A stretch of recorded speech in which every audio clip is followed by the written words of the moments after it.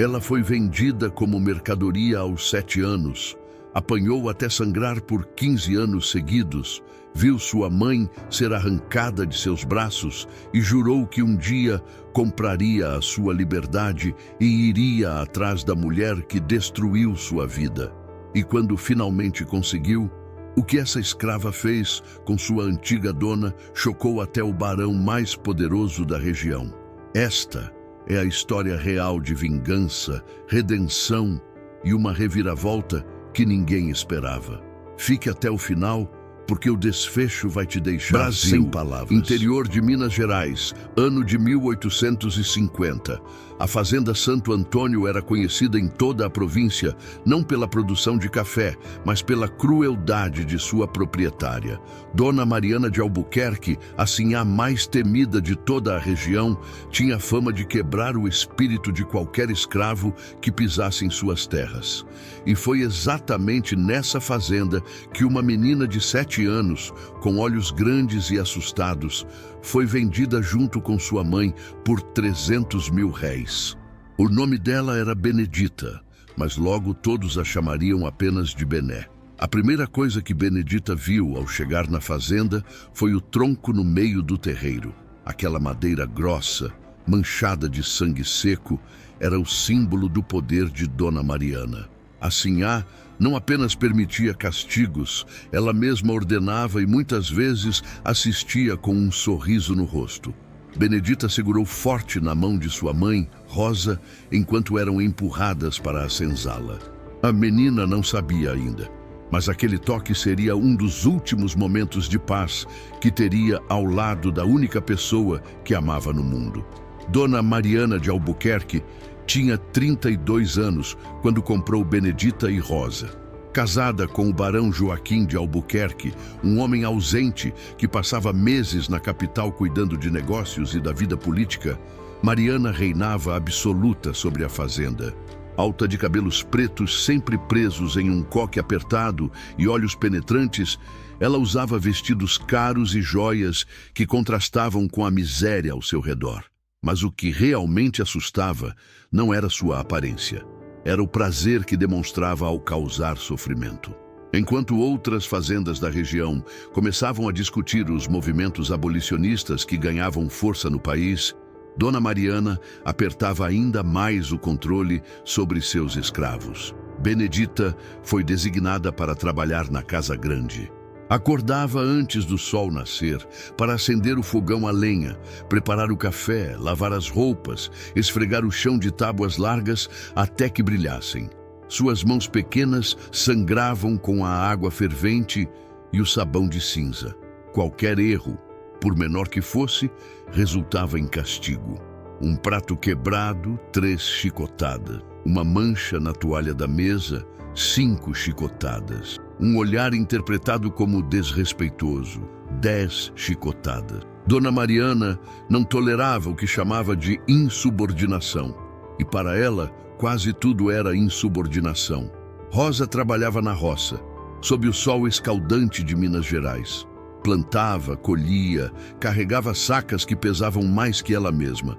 Mãe e filha se viam apenas de relance, olhares rápidos trocados, quando Benedita levava água para o campo ou quando Rosa voltava exausta para a senzala ao anoitecer. Nesses momentos roubados, Rosa sussurrava para a filha palavras que se tornariam o alicerce de tudo que viria depois. Você é forte, Bené. Você é mais do que eles dizem que você é. Não deixe que quebrem o que tem dentro de você. Um dia, filha, um dia as coisas vão mudar, mas as coisas não mudavam. Os anos passavam e a crueldade de Dona Mariana só aumentava. Benedita crescia, transformava-se de menina em moça, e a cada ano que passava, entendia melhor a profundidade da maldade que habitava aquela casa grande. Viu escravos serem vendidos para separar famílias. Viu homens fortes serem quebrados no tronco até não conseguirem mais se levantar. Viu mulheres serem humilhadas de formas que marcavam não apenas o corpo, mas a alma. E o pior de tudo, viu sua mãe definhar lentamente, o corpo consumido pelo trabalho brutal e pela tristeza de ver a filha sofrer. Quando Benedita tinha 15 anos, aconteceu o dia que mudaria sua vida para sempre. Era uma tarde de calor sufocante, daquelas em que até os passarinhos ficavam quietos procurando sombra. Benedita estava na cozinha da casa grande, preparando o jantar, quando ouviu gritos vindos do terreiro. Seu coração gelou porque reconheceu aquela voz. Era sua mãe. Rosa tinha desabado no cafezal, o corpo finalmente cedendo após anos de trabalho exaustivo. Ao invés de permitir que descansasse, o feitor a arrastou até o tronco, acusando-a de preguiça e encenação. Benedita largou tudo e correu.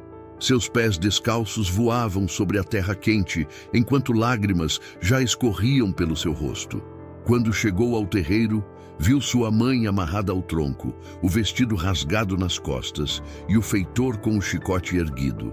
Dona Mariana estava ali, observando com aquela expressão fria que Benedita conhecia tão bem. Sem pensar nas consequências, Benedita se jogou na frente de sua mãe, abraçando-a, protegendo-a com o próprio corpo. Por favor, ela não aguenta mais. Ela está doente. Por favor, senhora, tenha misericórdia. O silêncio que se seguiu foi ensurdecedor. Todos os escravos que estavam por perto pararam o que faziam. O feitor abaixou o chicote, incerto, e Dona Mariana avançou com passos lentos e medidos até ficar frente a frente com Benedita. A sinhá estudou a menina por longos segundos, aqueles olhos penetrantes parecendo perfurar sua alma. Então, com uma voz baixa e perigosamente calma, Dona Mariana disse algo que ficaria gravado para sempre na memória de Benedita. Você ousa me desafiar? Você ousa me questionar na minha própria fazenda? Vou te ensinar o lugar de gente como você. O castigo que Benedita recebeu naquele dia foi o mais brutal de sua vida. 15 chicotadas que rasgaram sua pele e a deixaram inconsciente no chão de terra batida. Mas o pior castigo não foi físico. Quando Benedita acordou na senzala, com o corpo em chamas de dor, descobriu que sua mãe tinha sido vendida. Dona Mariana, em sua crueldade calculada, havia vendido Rosa para uma fazenda no interior de São Paulo, a centenas de quilômetros de distância. A mensagem era clara: desafie-me e você perderá tudo que ama. Aquela noite, deitada sobre esteiras sujas, com o corpo dilacerado e o coração despedaçado, Benedita tomou uma decisão que mudaria o rumo de sua vida. Ela não iria se quebrar. Não iria desistir, iria sobreviver, iria prosperar. E um dia, de alguma forma que ainda não sabia como, iria comprar sua liberdade e a de sua mãe. E quando fosse livre, voltaria para enfrentar Dona Mariana. Não com violência, mas com algo muito mais poderoso. Essa promessa se tornou a razão pela qual seu coração continuava batendo. Os anos seguintes foram os mais difíceis da vida de Benedita. Trabalhar na casa grande sem sua mãe por perto era uma tortura diária. Cada cômodo daquela casa estava impregnado de lembranças da crueldade que havia separado as duas. Mas Benedita tinha feito uma promessa, e essa promessa a mantinha viva. Ela começou a observar tudo ao seu redor com olhos diferentes. Observava como os comerciantes que visitavam a fazenda faziam negócios. Observava como o dinheiro mudava de mãos. Observava como algumas pessoas nascidas na escravidão conseguiam comprar sua alforria. Benedita descobriu que havia brechas no sistema. Alguns senhores, especialmente aqueles influenciados pelas ideias abolicionistas que ganhavam força no país, permitiam que escravos trabalhassem em suas horas de folga e guardassem o dinheiro. Era raro, era difícil, mas era possível. O problema era que Dona Mariana jamais permitiria algo assim. Ela acreditava que escravos eram propriedade, nada além disso. E qualquer ideia de autonomia era perigosa e precisava ser esmagada. Mas Benedita era inteligente e começou a traçar um plano que levaria anos para ser executado. Quando Benedita tinha 18 anos, chegou à fazenda um novo agregado. Seu nome era Pedro, um homem livre mulato que trabalhava como carpinteiro itinerante, viajando de fazenda em fazenda, consertando portas, janelas, móveis. Pedro tinha cerca de 30 anos, era quieto e trabalhador, e algo nele chamou a atenção de Benedita. Talvez fosse o fato de ele tratá-la como gente, olhando em seus olhos quando falava, chamando-a pelo nome. Ou talvez fosse a forma como ele próprio parecia carregar tristezas que não compartilhava. Pedro ficou na fazenda por 3 semanas e durante esse tempo, Benedita e ele conversaram sempre que possível.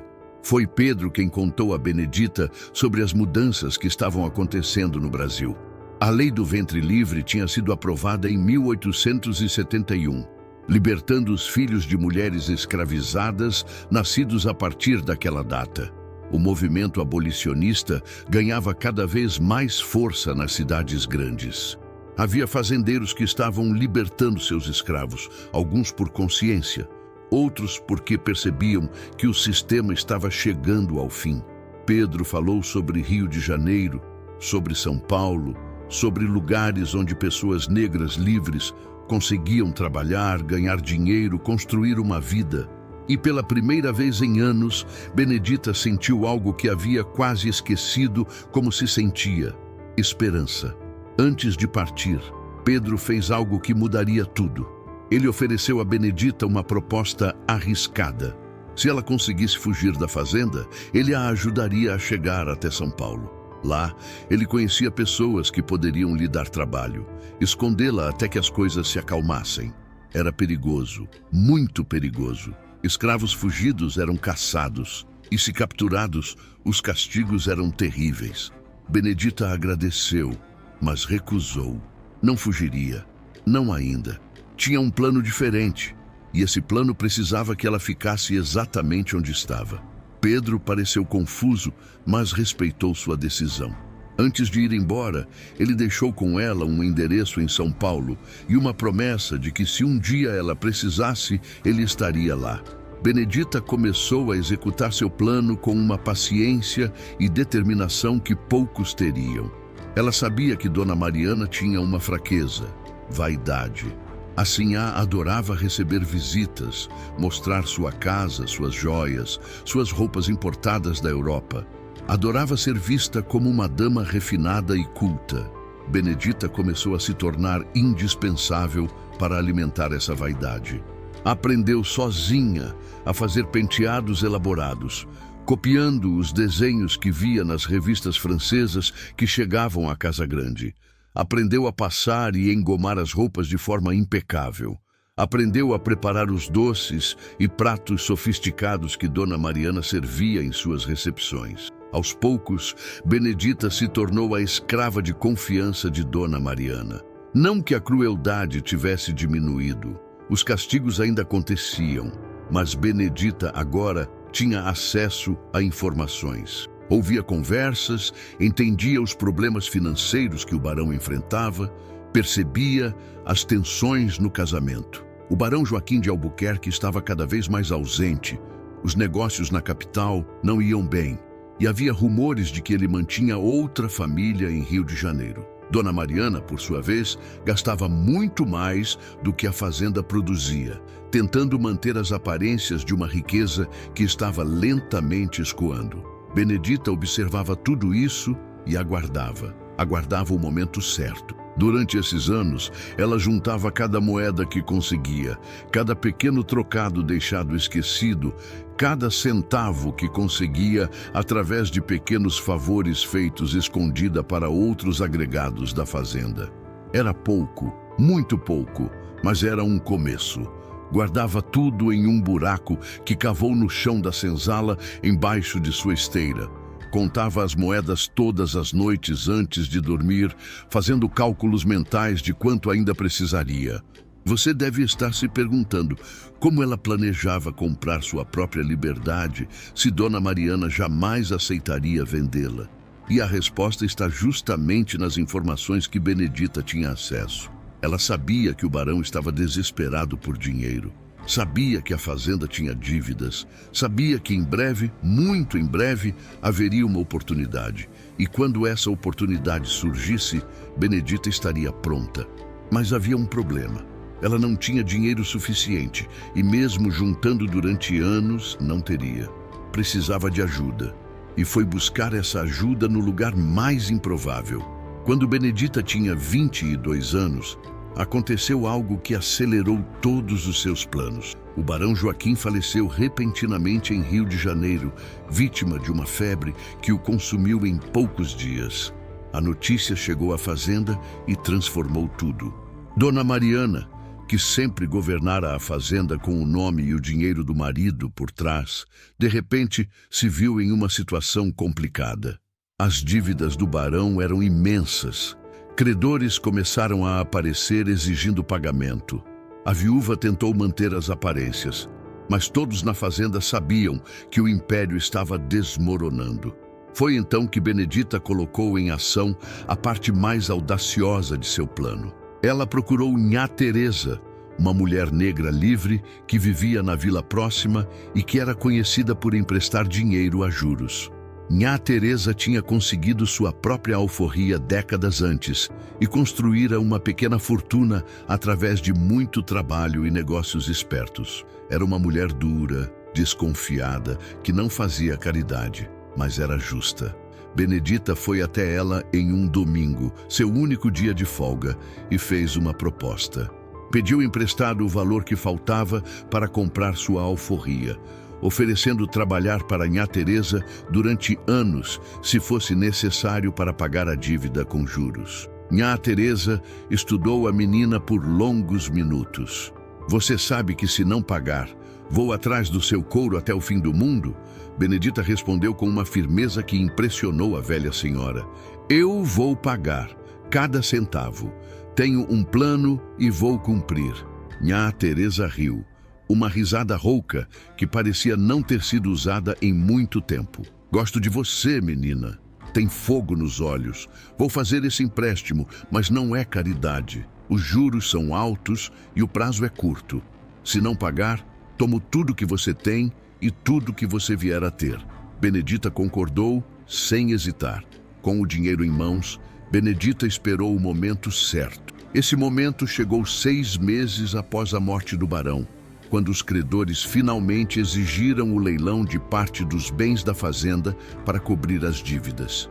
Entre os bens a serem leiloados estavam alguns escravos. Dona Mariana estava desesperada, tentando segurar o que podia, mas não tinha escolha. Benedita não estava na lista inicial para ser vendida porque era considerada valiosa demais. Uma escrava treinada e confiável. Mas Benedita tinha outros planos. Na noite anterior ao leilão, Benedita fez algo que nunca havia feito. Ela pediu uma audiência com Dona Mariana. Assim, surpresa e irritada com a ousadia, quase mandou chicoteá-la apenas por pedir tal coisa. Mas algo, talvez a curiosidade, talvez o desespero de sua própria situação, fez com que ela aceitasse receber Benedita em seu escritório. Quando a menina entrou naquele cômodo cheio de móveis de jacarandá e papéis espalhados, Dona Mariana a olhou com desprezo. O que você quer? Seja rápida, não tenho paciência para tolices. Benedita respirou fundo e disse as palavras que havia ensaiado 1000 vezes em sua mente. Quero comprar minha liberdade. O silêncio que se seguiu foi absoluto. Dona Mariana ficou tão surpresa que por um momento não conseguiu reagir. Então começou a rir, uma risada alta e cruel que ecoou pelas paredes. Você? Comprar sua liberdade? Com que dinheiro, sua tola? Você não tem nada. Você é nada. Benedita manteve a cabeça erguida e colocou sobre a mesa uma bolsa de couro pesada. O som das moedas era inconfundível. Tenho o suficiente para pagar o preço justo. Mais do que a senhora vai conseguir no leilão de amanhã por mim. A expressão de Dona Mariana mudou. A risada morreu em seus lábios e foi substituída por algo entre choque e raiva. Ela olhou para a bolsa, depois para Benedita, depois novamente para a bolsa. Como você conseguiu isso? De onde veio esse dinheiro? Benedita não respondeu. apenas manteve o olhar firme. A Sinhá agarrou a bolsa e despejou as moedas sobre a mesa, contando rapidamente. Era verdade. Havia dinheiro suficiente ali, mais até do que ela esperava conseguir com a venda de Benedita no leilão. Dona Mariana estava em uma posição impossível. Precisava desesperadamente de dinheiro. Recusar aquela oferta seria estupidez financeira. Mas aceitar significaria dar a vitória a uma escrava. Significaria admitir que o sistema estava quebrado. Durante longos minutos, Dona Mariana não disse nada. Benedita podia ver a guerra acontecendo por trás daqueles olhos frios. Finalmente, com uma voz carregada de veneno, a Sinhá falou: "Está bem, vou vender sua liberdade. Mas não pense que isso faz de você alguém. Você sempre foi e sempre será inferior. Não importa que papel você compre, não importa onde você vá, você sempre será o que nasceu para ser." Benedita sentiu as palavras como chicotadas, mas não deixou transparecer. Apenas assentiu com a cabeça e esperou enquanto Dona Mariana preparava os papéis da alforria com mãos trêmulas de raiva. Quando Benedita saiu daquele escritório, com os papéis de alforria em mãos, ela era legalmente livre. 22 anos liberta, mas ainda presa por uma dívida com Nhá Teresa e por uma promessa a si mesma. Benedita não deixou a fazenda imediatamente. Trabalhou mais alguns meses como empregada, ganhando um salário pequeno, mas honesto, juntando cada centavo. Observava Dona Mariana afundar cada vez mais em suas próprias dívidas e amargura. A fazenda estava em declínio visível, escravos sendo vendidos, terras sendo leiloadas, a casa grande perdendo seu brilho. E foi durante esses meses que Benedita recebeu a notícia que havia esperado por anos, através de uma rede de comunicação entre trabalhadores negros, livres e escravizados, que funcionava como correntes invisíveis conectando as fazendas. Ela descobriu onde sua mãe estava. Rosa ainda vivia, ainda trabalhava naquela fazenda no interior de São Paulo. Estava mais velha, mais fraca, mas viva. Benedita soube naquele momento exatamente o que precisava fazer. Precisava juntar dinheiro suficiente não apenas para pagar sua dívida com Nhá Teresa, mas para comprar a liberdade de sua mãe. E depois voltaria para fazer uma última coisa. Benedita deixou a fazenda Santo Antônio e seguiu para São Paulo, para o endereço que Pedro havia lhe dado anos antes. O carpinteiro cumpriu sua palavra. Apresentou Benedita a uma família de comerciantes que precisava de alguém para trabalhar em sua loja de tecidos. Benedita provou ser não apenas trabalhadora, mas inteligente para negócios. Tinha um dom natural para entender o que os clientes queriam, para negociar, para gerenciar o estoque. Em poucos meses, tornou-se indispensável. Seu salário aumentou. Começou a economizar de forma agressiva, vivendo com o mínimo possível, cada centavo indo para 2 objetivos: pagar Nhá Teresa e juntar o valor para comprar sua mãe. Os anos passaram. Benedita trabalhou como poucas pessoas trabalham, movida por uma determinação que parecia sobre-humana. Em 1884, ela finalmente conseguiu pagar toda a sua dívida com Nhá Teresa. A velha senhora, que havia acompanhado a trajetória da menina com interesse crescente, ficou impressionada. "Você é das poucas que realmente cumprem a palavra. Isso conta muito neste mundo. Se um dia precisar de algo, procure-me." Benedita agradeceu e continuou trabalhando, agora focada inteiramente em juntar o dinheiro para libertar Rosa. Em 1885, Benedita tinha finalmente o suficiente. Ela viajou até a fazenda onde sua mãe trabalhava, encontrou o proprietário, um homem velho e cansado, que já não acreditava mais no sistema escravocrata, e negociou a compra da liberdade de Rosa. O reencontro entre mãe e filha, após mais de 10 anos, foi devastador e lindo ao mesmo tempo. Rosa, agora com mais de 50 anos, o corpo marcado pelo trabalho e pelo sofrimento, chorou ao ver a mulher forte e livre em que sua menina havia se tornado. Benedita chorou ao abraçar o corpo frágil de sua mãe, jurando que nunca mais se separariam.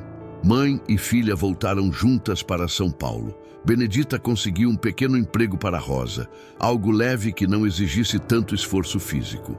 E enquanto Rosa começava a recuperar um pouco de vida e saúde, Benedita iniciou a última parte de seu plano. Ela passou a acompanhar as notícias sobre a Fazenda Santo Antônio. Através de cartas de conhecidos que ainda viviam na região, através de comerciantes que viajavam, ela mantinha-se informada. E as notícias eram sempre as mesmas. A fazenda continuava em declínio, Dona Mariana continuava lutando contra dívidas crescentes. Em 1887, 3 anos antes da abolição completa da escravatura no Brasil, Benedita recebeu a notícia que estava esperando. A Fazenda Santo Antônio seria leiloada completamente.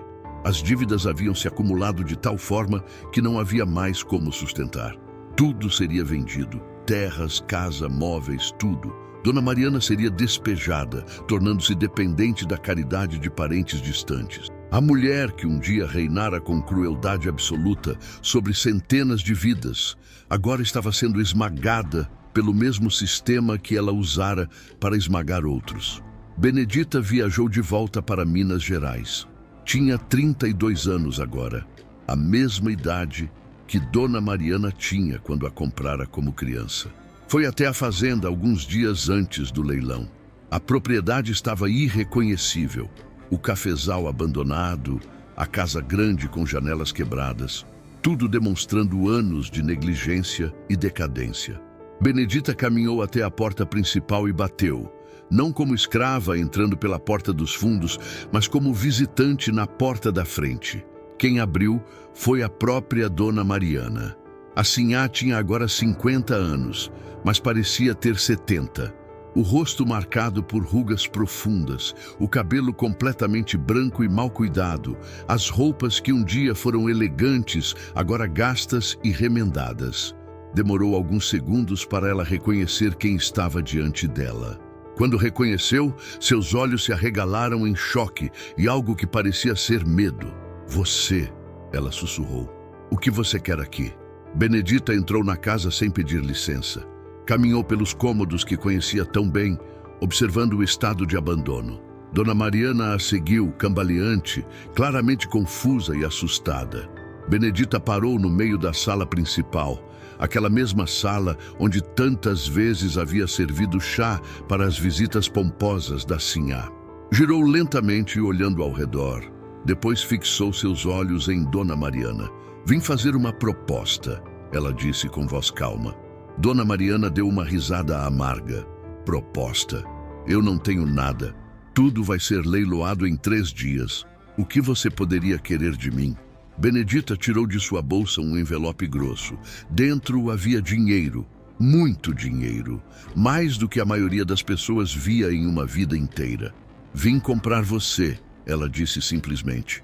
O silêncio que se seguiu foi absoluto. Dona Mariana olhou para o envelope, depois para Benedita sem compreender. "O quê?" Benedita explicou com a mesma calma. "Vim comprar você. Não literalmente, claro, a escravidão está acabando e você nunca foi escrava. Mas vim comprar seu futuro. Sei que você não tem para onde ir.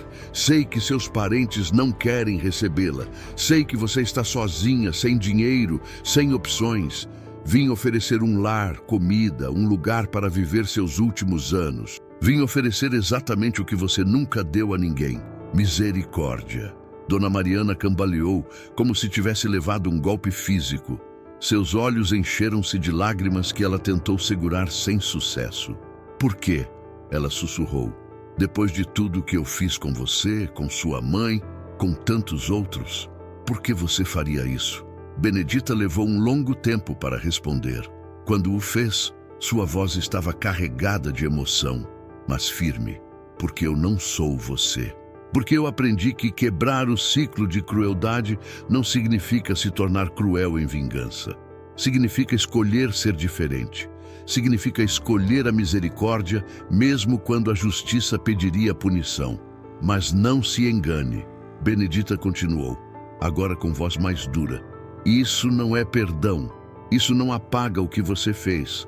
Isso não significa que o que você fez foi aceitável ou que pode ser esquecido. As cicatrizes nas minhas costas ainda existem. A dor de ter sido arrancada da minha mãe ainda dói. Os anos roubados de nós nunca voltarão. Isso é apenas uma escolha que estou fazendo de não deixar que sua crueldade transforme meu coração no que era o seu. É uma escolha de quebrar o ciclo, não de perpetuá-lo. Dona Mariana desabou em uma cadeira velha e começou a chorar. Não eram lágrimas delicadas, eram soluços profundos e desesperados de alguém que finalmente compreende a magnitude de seus próprios atos. Benedita observou sem dizer nada.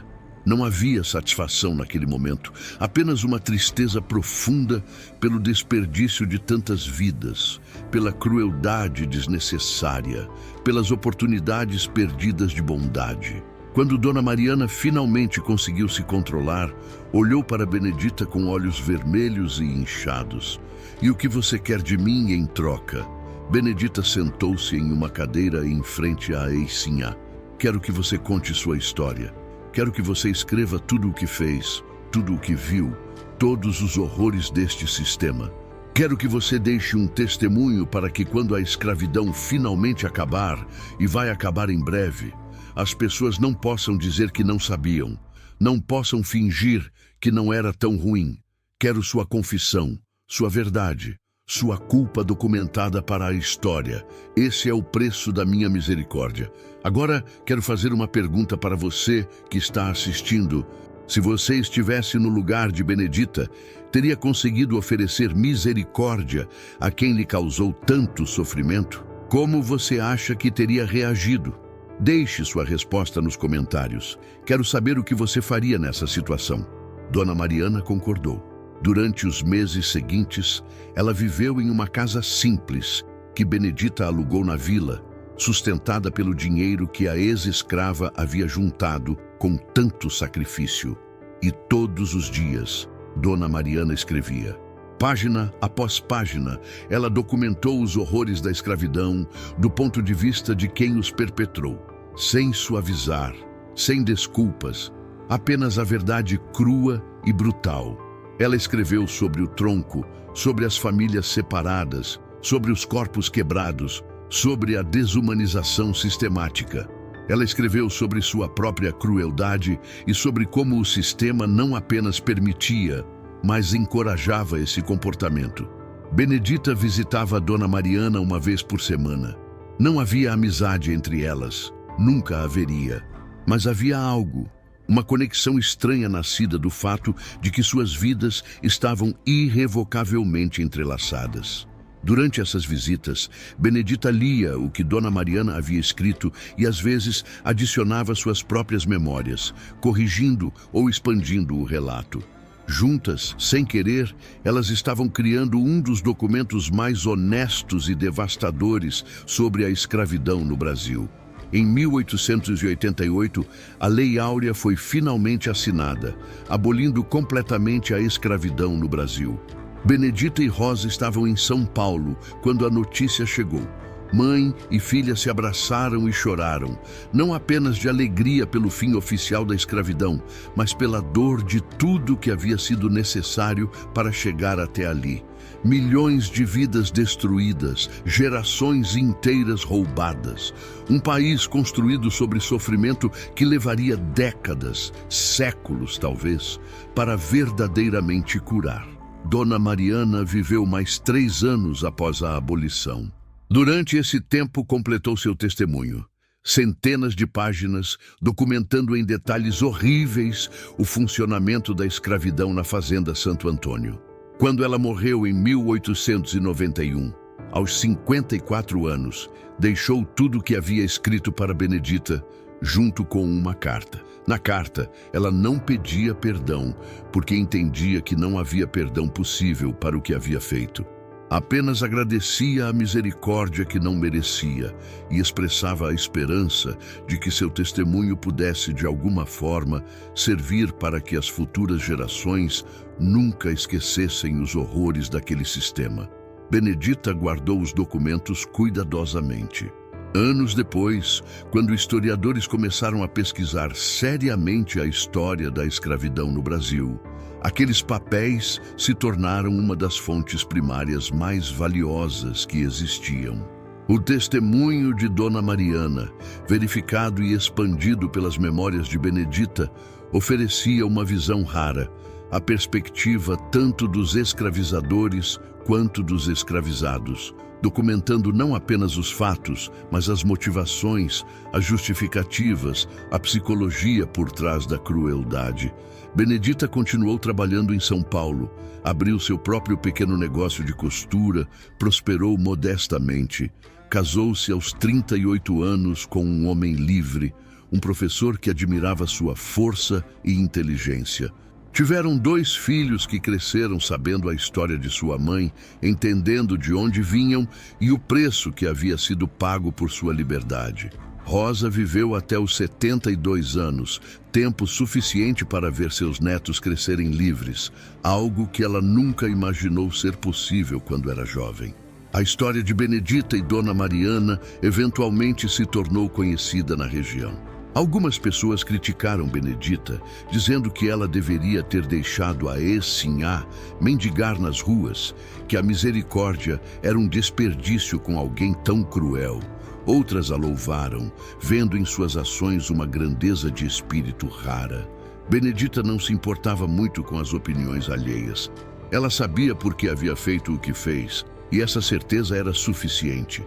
Anos depois, já velha, Benedita deu uma entrevista num jornal abolicionista que estava documentando histórias de ex-escravizados. Quando perguntada sobre por que havia escolhido ajudar Dona Mariana, ao invés de deixá-la sofrer as consequências de seus atos, Benedita respondeu algo que se tornaria sua frase mais famosa. Se eu tivesse escolhido a vingança, teria me tornado uma versão dela.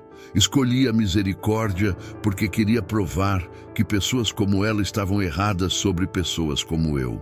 Queria provar que ser tratado com crueldade não te obriga a se tornar cruel.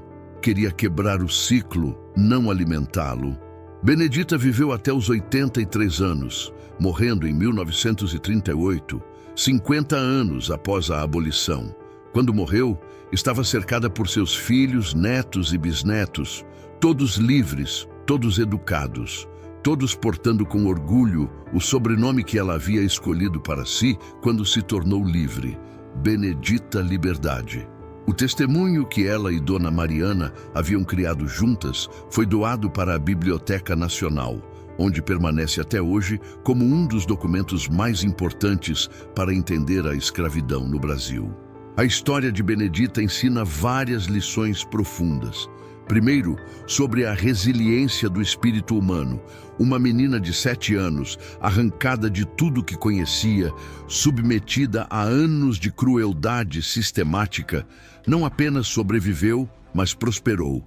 Não através de vingança ou amargura, mas através de determinação, inteligência e uma recusa inabalável em deixar que a crueldade dos outros determinasse quem ela seria. Segundo, sobre o verdadeiro significado de força. A força não estava em revidar a crueldade com mais crueldade. A força estava em quebrar o ciclo, em escolher a misericórdia quando a vingança seria mais fácil e mais satisfatória, em reconhecer a humanidade até mesmo daqueles que te negaram a tua. Isso não significa que Benedita perdoou Dona Mariana. Ela foi muito clara de que as cicatrizes permaneciam e a dor não desaparecia. Mas significa que ela se recusou a deixar que essa dor a transformasse em algo que ela não queria ser. Terceiro, sobre o poder da documentação e da verdade. Ao insistir que Dona Mariana escrevesse seu testemunho, Benedita garantiu que a história não seria esquecida ou suavizada. Futuros negacionistas não poderiam dizer que não era tão ruim, que os escravizadores eram bondosos, que o sistema funcionava bem. Ali estava, em preto e branco, escrito pela mão de uma escravizadora, a verdade nua e crua sobre os horrores perpetrados. Essa documentação se tornou uma arma contra o esquecimento, garantindo que as gerações futuras conhecessem a verdade completa. Quarto, sobre justiça versus vingança. Benedita poderia ter escolhido a vingança e ninguém a culparia. Ela tinha todos os motivos do mundo para querer ver Dona Mariana sofrer, mas ela entendeu algo profundo. Vingança não cura feridas, não recupera anos perdidos, não ressuscita mortos, não apaga cicatrizes. Vingança apenas perpetua o ciclo de dor. A verdadeira justiça estava em quebrar esse ciclo, em provar através de suas ações que o sistema estava errado sobre o que significava ser humano. A história também ilustra perfeitamente como sistemas de opressão eventualmente desmoronam não apenas por resistência externa, mas também por suas próprias contradições internas. Dona Mariana, que baseou sua vida inteira em um sistema que dizia que algumas pessoas eram superiores a outras por nascimento, descobriu que esse mesmo sistema não a protegeria quando sua fortuna desaparecesse. O dinheiro que ela juntou, explorando o trabalho escravo, evaporou através de má administração e mudanças econômicas. E no final, foi salva pela misericórdia de alguém que o sistema dizia ser inferior a ela, provando de forma definitiva a mentira fundamental em que todo o sistema se baseava. Para nós hoje, mais de um século depois, a história de Benedita continua relevante. Vivemos em um mundo onde os efeitos da escravidão ainda reverberam. As desigualdades criadas por 300 anos de trabalho forçado não desapareceram magicamente com a Lei Áurea. Estruturas de poder, distribuição de riqueza, acesso à educação e oportunidades, tudo isso ainda carrega as marcas daquele período. Entender histórias como a de Benedita nos ajuda a compreender não apenas o passado, mas também o presente. A história também nos desafia a pensar sobre nossas próprias escolhas, quando confrontados com injustiça e crueldade. É fácil dizer que escolheríamos a misericórdia quando estamos confortavelmente distantes da situação. Mas se fosse você, com cicatrizes reais nas costas, com memórias reais de dor, com anos reais roubados, você teria a força que Benedita teve? A maioria de nós honestamente não sabe. E reconhecer essa incerteza é importante, porque nos mantém humildes e aumenta nosso respeito por aqueles que realmente fizeram essas escolhas difíceis. Benedita não era uma santa. Ela mesma dizia isso. Havia dias em que odiava Dona Mariana com uma intensidade que a assustava. Havia noites em que sonhava com vingança, com ver sua antiga torturadora sofrendo. Ela era humana, com todas as contradições e complexidades que isso implica. O que a tornou extraordinária não foi a ausência de raiva ou desejo de vingança, mas a escolha consciente e deliberada de não agir baseada nesses sentimentos. Ela sentiu tudo isso e ainda assim escolheu um caminho diferente. É importante também falar sobre Rosa, a mãe de Benedita. Rosa não viveu para ver a vingança contra seus opressores. Não viveu para ver justiça no sentido tradicional, mas viveu para ver sua filha livre, próspera, forte. Viveu para ver netos nascendo livres. E talvez essa seja a maior vitória contra um sistema projetado para quebrar espíritos e destruir famílias. A persistência, a sobrevivência, a continuação da vida e do amor apesar de tudo. Rosa morreu sabendo que tinha plantado em sua filha, mesmo nos momentos mais sombrios, as sementes de força e esperança que permitiram que tudo o que veio depois fosse possível. A relação entre Benedita e Dona Mariana nos últimos anos da vida da Sinhá era complexa e cheia de tensões não resolvidas. Não havia perdão verdadeiro, como Benedita deixou claro, mas havia reconhecimento. Dona Mariana, forçada pela circunstância a confrontar a humanidade completa de alguém que havia tratado como menos que humano, não pôde mais manter as ficções que sustentavam seu mundo anterior. E Benedita, forçada a ver Dona Mariana não mais como um monstro todo-poderoso, mas como uma mulher quebrada e patética, teve que reconciliar isso com as memórias de terror que carregava.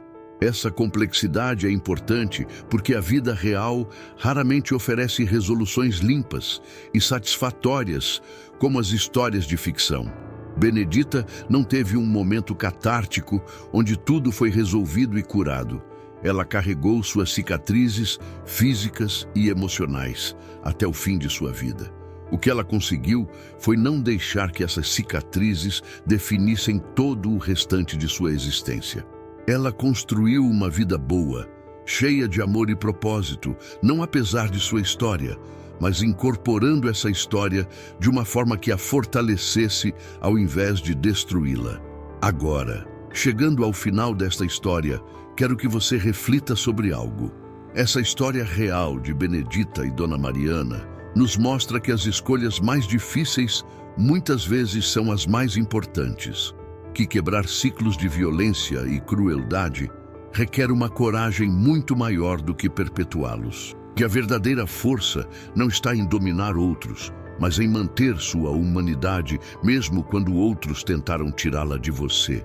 Se essa história te tocou, se te fez pensar, deixe um comentário contando o que você mais admirou em Benedita e por quê. Essas histórias precisam ser contadas e lembradas.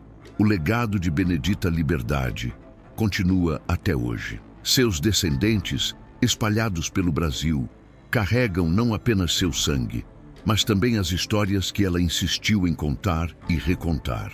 A história de uma menina vendida como mercadoria que se tornou uma mulher livre, próspera e digna. A história de alguém que, quando teve o poder de escolher entre vingança e misericórdia, escolheu o caminho mais difícil e mais nobre. A história de alguém que entendeu que a melhor vingança contra aqueles que tentaram desumanizá-la era viver uma vida plena e humana, recusando-se a ser reduzida ao que eles disseram que ela era. Em um país construído sobre os ossos e o sofrimento de milhões de africanos escravizados e seus descendentes, histórias como a de Benedita são essenciais. Elas nos lembram da resiliência, da força, da dignidade que persistiu mesmo sob as piores condições. Nos lembram que por trás de cada estatística sobre escravidão havia pessoas reais, com sonhos, medos, amor, dor, esperança. Nos lembram que a abolição não foi apenas um ato de caridade ou iluminação dos escravizadores, mas o resultado de resistência constante, de escolhas corajosas, de recusa em aceitar a desumanização. A história de Benedita também nos desafia a pensar sobre os sistemas de opressão que ainda existem hoje. Embora a escravidão legal tenha acabado, suas sombras permanecem. As desigualdades raciais, a distribuição injusta de recursos e oportunidades, os preconceitos estruturais que fazem com que pessoas continuem sendo julgadas pela cor de sua pele ao invés de pelo conteúdo de seu caráter. Olhar honestamente para o passado, como Benedita insistiu que Dona Mariana fizesse, é o primeiro passo para construir um futuro mais justo. Quando Benedita morreu em 1938, seu funeral reuniu centenas de pessoas. Ex-escravizados que conheciam sua história, abolicionistas que haviam usado seu testemunho em suas campanhas, descendentes que carregavam o legado de sua força. No caixão, alguém colocou uma cópia dos papéis de sua alforria, aqueles mesmos papéis que ela havia comprado com tanto sacrifício décadas antes. Um símbolo de uma vida vivida em liberdade conquistada, não concedida. Uma vida que provou que o espírito humano pode não apenas sobreviver à opressão mais brutal, mas transcendê-la. A última entrada no diário que Benedita manteve durante anos de sua vida, escrita poucos dias antes de sua morte, dizia simplesmente: "Vivi livre, amei e fui amada. Criei filhos que nunca conhecerão correntes. Isso é vitória suficiente. Não há amargura nestas palavras, apenas uma satisfação profunda de alguém que cumpriu as promessas que fez a si mesma quando era apenas uma menina assustada em uma fazenda cruel. Ela havia prometido sobreviver, prosperar e quebrar o ciclo. e ela cumpriu cada uma dessas promessas. Esta é a história de Benedita Liberdade, ex-escrava que comprou sua liberdade, libertou sua mãe e, quando teve a chance de vingar-se de sua antiga torturadora, escolheu um caminho que chocou todos ao seu redor e deixou um legado que dura até hoje. Uma história de sofrimento inimaginável, mas também de força, dignidade e a escolha consciente de não permitir que a crueldade dos outros determinasse quem você se tornaria. Uma história que todos nós precisamos conhecer, lembrar e deixar que nos inspire a fazer nossas próprias escolhas difíceis, com a mesma coragem e humanidade.